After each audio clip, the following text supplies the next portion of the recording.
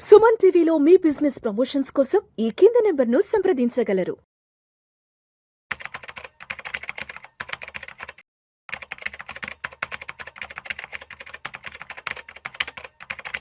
రామచంద్రమూర్తి గారు నమస్తే సార్. నమస్తే విష్ణు గారు.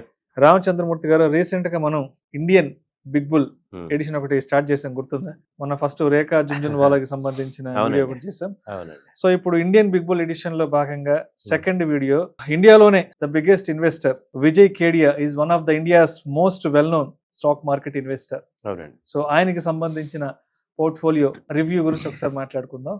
అంటే మామూలుగా మనం రాకేష్ జుంజున్వాలా ఉన్నప్పుడు ఫస్ట్ ఆయన గురించి మాట్లాడుకునే వాళ్ళం, బట్ రీసెంట్ టైమ్స్ లో విజయ్ కేడియాకి సంబంధించినటువంటి ఆర్టికల్స్ కూడా చాలా ప్రముఖంగా వస్తున్నాయి. కాబట్టి ఏంటి అసలు విజయ్ కేడియాకి సంబంధించినటువంటి ఇన్వెస్ట్మెంట్ పోర్ట్ఫోలియో డైవర్సిఫికేషన్ ఎలా ఉంటుంది, ఆయన స్టాక్ సెలెక్షన్ ఎలా ఉంటుంది, ఏంటి అసలు ఆయన స్ట్రాటజీ ఎలా ఉంటుంది, నేను పలానా కంపెనీలో ఇన్వెస్ట్ చేయాలి అన్నదానికి ఆయన విజన్ ఏంటి అసలు? మంచి క్వశ్చన్ అడిగారు సార్. యాక్చువల్‌గా విజయ్ కేడియా గురించి తెలుసుకోవటం కూడా చాలా అవసరం మనందరికీ కూడా.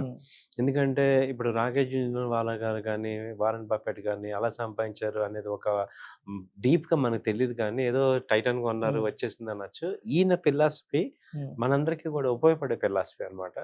ఈయన ఏం చెప్తున్నాడంటే, ఈయన మనలాగా మిడిల్ క్లాస్ నుంచి వచ్చి హైలైట్స్‌కి వెళ్ళిన పర్సన్ తప్ప ఓవర్ వెల్తీ ఫ్యామిలీ నుంచి వచ్చిన పర్సన్ కాదు.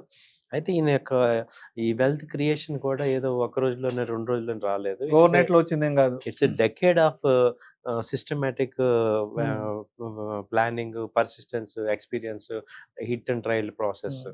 ఈయన ప్రాసెస్ ఏంటంటే ఒక రూల్స్ పెట్టుకున్నది ఏంటంటే స్మైల్ అని ఒక రూల్ ఒక ఫ్రేమ్ వర్క్ స్మైల్ అంటే ఆయన పిక్ చేసే స్టాక్ ఈ రకంగా ఉండాలి. షార్ట్ కట్ లో స్మైల్ అని పెట్టుకున్నారు. ఎస్ అంటే ఏంటంటే స్మాల్ ఇన్ సైజ్. అంటే ఇప్పుడు ఉన్న కంపెనీస్‌లో తక్కువ మార్కెట్ క్యాపిటలైజేషన్ ఉన్న కంపెనీ ఏంటి? అంటే ఇప్పుడు ఇక్కడ ఈయన విజన్ ఏంటంటే, ఇప్పుడు తక్కువ స్టార్టింగ్ బిజినెస్ గాని తీసుకొని గ్రోత్ ఉన్న గ్రో అయిన దాకా ఉంచి అక్కడ గ్రోత్‌లో ఎగ్జిట్ అవ్వటం ఈయన పాయింట్. అది దానికి ఎగ్జాంపుల్‌గా ఈయన అతుల్ ఆటోలో ఇన్వెస్ట్ చేశారు. ఇప్పుడు బజాజ్ ఆటో ఉంది, పెద్ద కంపెనీస్ ఉన్నాయి. కానీ ఈయన అతుల్ ఆటోలో ఇన్వెస్ట్ చేసి దాదాపు 58 లాక్స్ షేర్స్ ఉన్నాయి. అలాగే 284 క్రోర్స్ నెట్ వర్త్ ఉంది. 20% స్టేక్ ఉంది. అంటే ఈయన విజన్ ఏంటంటే, ఇది చాలా గ్రో అవుతుంది. సో లాంగ్ టర్మ్ ఇన్వెస్ట్మెంట్ చేసుకోవచ్చు. అంటే స్మాల్ ఇన్ సైజ్, తక్కువ సైజులో ఉన్నప్పుడే పట్టుకొని వెయిట్ చేయడం అనేది ఈయన ఫిలాసఫీ అనమాట. ఆ తర్వాత వచ్చి మీడియం ఇన్ ఎక్స్పీరియన్స్.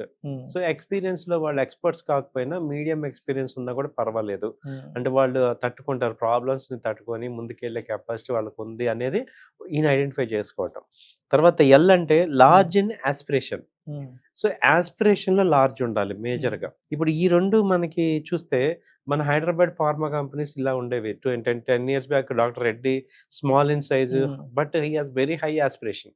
అలాగే లారస్ ల్యాబ్ వచ్చింది మనకి, న్యూలాండ్ ల్యాబ్ కానీ, దివీస్ ల్యాబ్ కానీ, ఇవన్నీ ఏంటంటే మన కళ్ళ ముందు గెయింట్ కంపెనీస్ అయినాయి. సో అలాంటి స్టార్టింగ్ పాయింట్లు పట్టుకొని ఆయన అలా ఉంచుకుంటాడు అనమాట. నా 5వ ఫిలాసఫీ ఏంటంటే extra large in market potential. అంటే మామూలు మార్కెట్ పొటెన్షియల్ని వీళ్ళ యొక్క యాస్పిరేషన్తో, ఐడియాల్స్, యూనిక్ వేలో ఎక్స్ట్రాగా తీసుకెళ్లే టాలెంట్ మేనేజ్మెంట్ గనక ఉందా లేదా అనేది చూసుకుంటారు. ఇవి చూసుకొని ఆయన ఇన్వెస్ట్ చేసి డెడికేటెడ్గా, పేషెన్స్గా ఆ కంపెనీస్లో stay invested for long term. మధ్యలో ఆటుపోట్లు రాగానే అమ్మేయటం ఇలా కాకుండా ఒక లార్జ్గా ఉండే ఈయన ఫిలాసఫీతో ఈయన స్టార్ట్ చేయటం వల్ల ఇవాళ మీరన్నట్టు ఇండియాలోనే లార్జెస్ట్ బిగ్ బుల్ లాగా ఇన్వెస్టర్ అయ్యారు. సరే ఇప్పుడు ఈయన యొక్క ఇవి చూసుకుంటే అట్లీస్ట్ ఇప్పుడు మనం అన్నట్టు ఇలాంటి కంపెనీలో ఈయన సెలెక్ట్ చేసిన కంపెనీలో మనం కూడా కొంత పెట్టుకున్నాం అంటే జనరల్‌గా ఏంటంటే సక్సెస్‌ఫుల్ పీపుల్ ఫాలో అయితే సక్సెస్ వస్తది. ఆబ్వియస్లీ మంచి వాళ్ళతో తిరిగితే మనం బాగుంటాం, మనకి మంచి అలవాట్లు వస్తాయి, అంతే కదా. సక్సెస్ అయిన పీపుల్ మనం ఫాలో అవ్వాలి, వాళ్ళ మోటివేషన్ గా తీసుకోవచ్చు. సో ఇందులో వాళ్ళు అందుకనే మీకు మనం ఇవి సక్సెస్ఫుల్ పీపుల్ తో మనం ఇవ్వటం వల్ల ఇలాంటి కంపెనీలో కూడా మీరు కూడా ఏమన్నా ప్లాన్ చేసుకోవడానికి ఒక గైడెన్స్ ఇస్తున్నట్టుగా మీరు తీసుకోవచ్చు. ఈయన అతుల్ ఆటో కొన్నారు సార్. ఈయన 20% స్టేక్ ఉంది. దాదాపు 282 క్రోర్స్, దాదాపు 284 కోట్లు. తర్వాత తీసుకుంటే న్యూలాండ్ ఫార్మా కంపెనీ. న్యూలాండ్ వచ్చి ఇందులో దాదాపు ఈయనకి 1,30,000 షేర్లు ఉన్నాయి. 1,30,000 షేర్లు న్యూలాండ్ కంపెనీ. అందులో 246 కోట్లు వర్త్ ఆల్మోస్ట్ 1% స్టేక్ దాంట్లో. స్టేక్ ఉంటుంది. మూడోది ఎలికాన్ ఇంజినీరింగ్, అదొచ్చి 2,25,000 షేర్స్ ఉన్నాయి. అది 118 crores వర్త్ ఉంది. 118 కోట్లు వర్త్ అది. 1% 1% స్టేక్ ఉన్నట్టు. ఉంది టోటల్ గా. ఆ తర్వాత సుదర్శన్ కెమికల్స్, ఇది వచ్చి 10 lakh షేర్స్ ఉన్నాయి. 10 lakh షేర్స్, 10 లక్షల షేర్లు షేర్లు సుదర్శన్ కెమికల్ లో. కెమికల్ లో 91 crores వర్త్ ఉంది. వర్త్ దాని రేట్ 1.3% స్టేక్ ఉంది. అలాగే యథార్థ హాస్పిటల్స్ 9,65,000 షేర్స్ 9,65,000 షేర్లు ఉన్నాయి. ఉన్నాయి. ఇది యథార్థ హాస్పిటల్లో.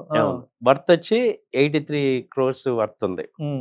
తర్వాత వైభవ్ గ్లోబల్, దీనిలో ఏంటంటే 33.75 లక్షల షేర్లు ఉన్నాయి. వర్త్ వచ్చి 79 crores, 33,75,000 షేర్లు ఉన్నాయి.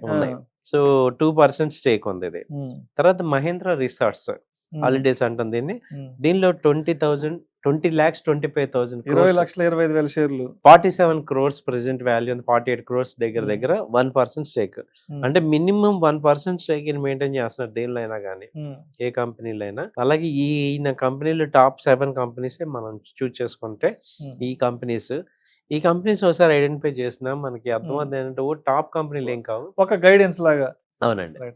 సో ఇప్పుడు రామచంద్రమూర్తి గారు, ఇప్పుడు మన లాంటి వాళ్ళు 200 షేర్లలోనో ఒక 500 షేర్లలో ఇన్వెస్ట్ చేయాలంటే చాలా ఆలోచిస్తారు కదా. ఇప్పుడు ఈయన స్టైల్ ఆఫ్ ఇన్వెస్ట్మెంట్ చూస్తే దగ్గర ఒక్కొక్క కంపెనీలో 1,30,000 షేర్లు, 1,50,000 షేర్లు, 1,00,000 షేర్లు, అంటే అన్ని లక్షల్లోనే వీళ్ళు పిక్ చేసిన షేర్లు కదా. అంటే వాళ్ళకున్న విజన్ ఏంటి, అంటే ఆ కంపెనీ గ్రోత్ పట్ల వాళ్ళకున్నటువంటి ఆ దూర దృష్టి ఏంటి అసలు, అంటే ఏ స్ట్రాటజీ ప్రకారం ఎలాంటి ఆలోచనతో ఒక్కొక్క కంపెనీ షేర్లని లక్షల్లో కొనగలుగుతున్నారు?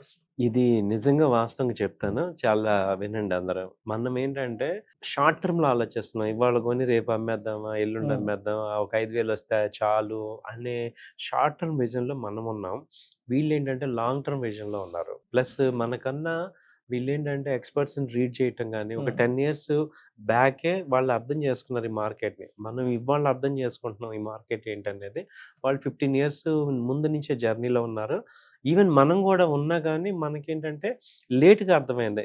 పర్టికులర్గా ఆంధ్ర తెలంగాణ మనకేంటంటే ఈ ఆప్షన్ చేద్దాం, ఫ్యూచర్ చేద్దాం, ఈక్విటీ చేద్దాం ఇలా ఉన్నాం కానీ ఇలా టైం అయిపోతుంది. కానీ ఒక లాంగ్ టర్మ్ విజన్, అంటే వెల్త్ అనేది ఓవర్ నైట్ రాదు అనేది మనం ఇంకా అర్థం చేసుకోవాలి. సో ఇంకా వాళ్ళు అర్థం చేసుకున్నారు.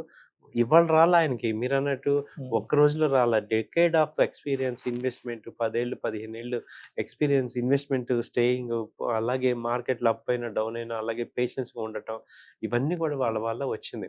మనకి లేనిది వాళ్ళకు ఉన్నది ఏంటంటే ఒక కన్సిస్టెంట్గా పేషెన్స్. అంటే ఒక స్టాక్ను కొనటం, కొనేటప్పుడే దాని గురించి బాగా అబ్జర్వ్ చేయటం. ఇప్పుడు నేను కొన్ని అకౌంట్స్ చూశాను, 10 లక్షలు ఉన్నాయి, ఆయన ఏం చేస్తున్నారు, 30 కంపెనీలు కొంటున్నారు ఒక ఆయన. అలా కాకుండా కన్విక్షన్గా 1-2 కంపెనీలని మనం పర్ఫెక్ట్గా పెట్టుకొని గ్రోయింగ్ ఉన్న కంపెనీస్ని, ఈయన విజన్ ఏంటి, తక్కువ గ్రోత్లో ఉన్నప్పుడే స్టార్టింగ్లోనే తీసుకొని అవి బాగా గ్రో అయ్యేదాకా వెయిట్ చేయటం. అంటే ఒక బిజినెస్ని ఈయన కొంటున్నాడు, మనం ఏం చేస్తున్నాం, ఒక షేర్ని కొంటున్నాం. షేర్ని ఏంటంటే దీన్ని ఏమంటామంటే మన వాళ్ళు ఏంటంటే గెలవటానికి ఆడుతున్నారు, మనమేమో ఓడిపోకుండా ఏదో కొంత రావాలన్నట్టుగా ఇవాళ గడిస్తే చాలా మన ఆలోచన. వాళ్ళ ఆలోచన ఏంటి, లాంగ్ టర్మ్ లో గెలవాలి, ఈ డబ్బుని సంపాదించాలి అనే ఆలోచనలో ఉన్నారు. ఇంకొక మేజర్గా డిఫరెన్స్ నేను అబ్జర్వ్ చేసింది ఏంటంటే, మనం స్టాక్ మార్కెట్లో ఒక 5,000 రాగానే ఇమ్మీడియట్ కట్ చేసి వద్దాం అన్నట్టు ఉంటాం. అది ఒక 5,000 10,000 వచ్చి లాగేద్దాం, అది షాపింగ్ చేసుకుందాం అన్నట్టు అంటారు. వాళ్ళు ఏంటంటే ఇది ఈ టెంపరీ టెంప్టేషన్స్ ఆపేసుకొని ఒక 10 ఏళ్ల విజన్, ఒక 20 ఏళ్ల విజన్ పెట్టుకొని ఒకేసారి గ్రో అవుదామని చూస్తున్నారు వాళ్ళు. సో డబ్బు ఉన్నప్పుడల్లా వాడు యాడ్ చేస్తున్నారు, అది కన్విక్షన్ అవుతుంది. అయితే ఒక్కసారి ఇప్పుడు మనం విజయ్ కేడియాకి సంబంధించిన, అంటే ఆయన ఇన్వెస్ట్మెంట్ చేసిన కంపెనీస్ ఒకసారి చూస్తే, అతుల్ ఆటో లిమిటెడ్ ఒకటి, తర్వాత Neuland laboratories, Elecon engineering, Sudarshan chemical, Yatharth hospital, Vaibhav global, Mahindra resorts. So అంటే ఇక్కడ ఏం చెప్పాలంటే ఆయన స్టైల్ ఆఫ్ సెక్టర్ డైవర్సిఫికేషన్ ఎలా ఉంది, ఒక్కసారి దాని గురించి చెప్పండి. డైవర్సిఫికేషన్ అంటే వైవిధ్యభరితమైన పోర్ట్ఫోలియో అంటాం కదా, దాని గురించి ఒకసారి చెప్పండి. ఇప్పుడు దీనిలో ఈయన చూసుకుంటే ఏంటంటే, మీరు బాగా ఆలోచిస్తే ఒక కామన్ పర్సన్కి ఏం కావాలి, ఆయనకి హాస్పిటల్ కావాలి, ఆయనకి ట్రావెలింగ్ కి ఒక వెహికల్ కావాలి, ఎగ్జాక్ట్లీ ఆయనకి ఎక్కడైనా హాలిడేస్కి వెళ్ళాలి, ఎగ్జాక్ట్లీ ఆయనకి హాస్పిటల్ మెడిసిన్ కావాలి. ఎగ్జాక్ట్లీ ఆ 4 ఆయన దగ్గర ఉన్నాయి. Oh my God. అంటే ఒక మనిషి యొక్క దైనందిన జీవితంలో ఏ అవసరాలు ఉంటాయి, ఆ అవసరాలను తీర్చే కంపెనీలు ఏంటి, అది పట్టుకున్నాడు అక్కడ. పట్టుకున్నాడు ఆయన. అబ్బబ్బబ్బబ్బబ్బా. ఆ, ఇప్పుడు మీరే చూడండి, holidays Mahindra holidays Mahindra holidays, అతులు అటు ఇటు తిరగాలి ట్రాన్స్పోర్ట్. కాబట్టి. తర్వాత న్యూలాండ్ ఫార్మా ఉందా, ఫార్మా కంపెనీస్, యథార్థ హాస్పిటల్ ఉంది. సో ఇక్కడ ఏం చేశాడు, ఒక కామన్ పర్సన్కి ఏం కావాలి ఆ కంపెనీలు ఇన్వెస్ట్ చేశారు. అవి లార్జ్ క్యాప్ కాకుండా మిడ్ క్యాప్ లో పెట్టుకున్నారు. దాంతో అవి ఏమవుతాయంటే తర్వాత అవి గ్రో అవుతాయి కాబట్టి అవి ఇటు గ్రో అవుతాయి, ఎందుకంటే కొంచెం మేనేజ్మెంట్ స్ట్రాంగ్ ఉండి. సో ఇలాంటి కంపెనీస్ తీసుకున్నారు. కానీ ఈ విజన్ చాలా ఇంపార్టెంట్. ఒక కామన్ పర్సన్కి ఏం కావాలో అర్థం చేసుకొని ఆ కంపెనీస్లో ఇన్వెస్ట్ చేయటం ఇవాళ ఎలా అయిపోయారు ఇండియాలో. సో మనం కూడా అలాంటిదే అర్థం చేసుకోవాలి. ఎస్, రామచంద్రమూర్తి గారు, నిజంగా విజయ్ కేడియా గారి పోర్ట్ఫోలియో చూస్తే అంటే ఒక సక్సెస్ఫుల్ పీపుల్ యొక్క సక్సెస్ ని మనం ఎందుకు అర్థం చేసుకోవాలి, ఎందుకు తెలుసుకోవాలి ఏంటన్నదానిది ఇక్కడ చాలా సుస్పష్టంగా అర్థమవుతుంది. నిజంగా ఇప్పుడు మీరు చెప్తుంటే అర్థమవుతుంది. ఎందుకంటే అటువంటి వాళ్ళని మనం ఏ విధంగా ఇన్స్పైరింగ్ గా తీసుకోవాలి, వాళ్ళ నుంచి ఎటువంటి మోటివేషన్ పొందాలి అనేది ఇక్కడ జస్ట్ వాళ్ళ పోర్ట్ఫోలియో స్టైల్, వాళ్ళ పోర్ట్ఫోలియో డైవర్సిఫికేషన్ చూస్తేనే అర్థమైపోతుంది వాళ్ళ స్టైల్ ఆఫ్ ఇన్వెస్ట్మెంట్ ఎలా ఉంటుంది. ఎలా ఉంది. ఇంకొక లైవ్ ఎగ్జాంపుల్, నా లైఫ్ ఎగ్జాంపుల్ చెప్తాను. మన పక్కనే ఉంది అపోలో హాస్పిటల్. 10 ఏళ్ల క్రితం మేము చూసాం, ఆ షేర్ వచ్చి ₹1000 2,000 ఉంది, ఇవాళ 8,000 వెళ్ళిపోయింది. మేము కొన్నాం అమ్మేస్తున్నాం కానీ ఇంతకాలం ఉంచుకోవాలి. అపోలో హాస్పిటల్ అందరికి తెలుసు, హోల్డ్ చేసుకోవడం అనేది ఉంటుంది చూడండి. That is the key point. ఇవాళన్నా అందుకే మేము చెప్పేది ఏంటంటే మాకు అర్థమైంది, ఇలా కాదు, ఏదో టెంపరీగా కాదు, లాంగ్ టర్మ్ పెట్టుకోవాలని వాళ్ళు గట్టిగా చెప్పగలుగుతున్నాం. ఎందుకంటే మేము ఎక్స్పీరియన్స్ అయ్యాం, వీళ్ళని చూసాము. ఇవాళ మనం ఏదో ఒక కంపెనీ కొన్నామంటే ఏదో రేపు పొద్దున్న అమ్మేద్దాం, ఎల్లుండి అమ్మేద్దాం కాకుండా కరెక్ట్ కంపెనీ లాంగ్ టర్మ్ లో కొంత ఇన్వెస్ట్ చేసుకోవచ్చు. Thank you sir, thank you so much Ramachandramurthy గారు. Indian stock market big bull edition లో భాగంగా విజయ్ కేడియాకి సంబంధించినటువంటి పోర్ట్ఫోలియో అనాలిసిస్ గురించి చాలా చక్కగా తెలియజేశారు. థ్యాంక్ యూ సో మచ్ అండి. Thank you.